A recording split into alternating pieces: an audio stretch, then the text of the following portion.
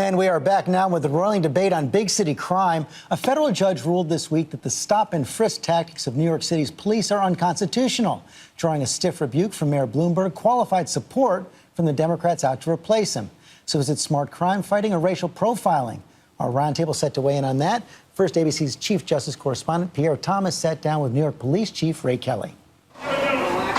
For critics, it's images like this that fuel the resentment over the NYPD's policy of stop and frisk. To some blacks and Latinos, it's naked racial profiling, with them as the targets of an occupying force. I remember them banging my head into this. Is it fair, some minorities ask, that African Americans and Hispanics make up 52% of the city's population, but black and Latino males represent 84% of those stopped? NYPD, keep your hands off me. But to the police and mayor, stop and frisk, enforced by a racially diverse department, is a highly effective crime-fighting tool. We have to give the members of our police department the tool they need to do their jobs without being micromanaged and second-guessed. When we met with Police Commissioner Ray Kelly, he flatly rejected a federal judge's conclusion that his tactics violate the Constitution. You know, the critics call it racial profiling. The judge called what you do, stop and frisk, unconstitutional. Why is it not racial profiling? Well, you have to apply a formula of sorts. Do the stops comport with the description given by the victims of perpetrators of violent crime?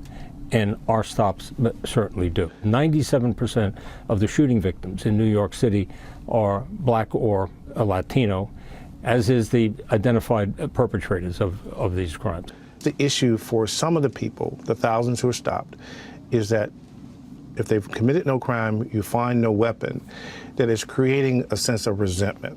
As an African-American male, I know I've been pulled over a couple times, you know, for reasons I couldn't understand. And afterward, I sort of felt a little violated, a little frustrated.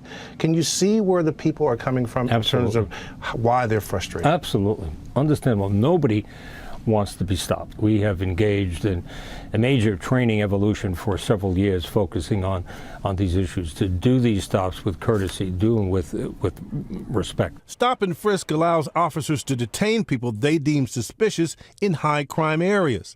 A federal judge said the practice targets minorities, calling it demeaning and humiliating. Her ruling calls for a monitor to oversee NYPD practices and a trial program for some officers to wear cameras to record arrests, as they do in an increasing number of cities. Again, Kelly is skeptical. When do you turn the camera on? When do you turn it off? Do you have it on when somebody comes and wants to give you confidential information? For all the critics, Kelly points to these blunt facts.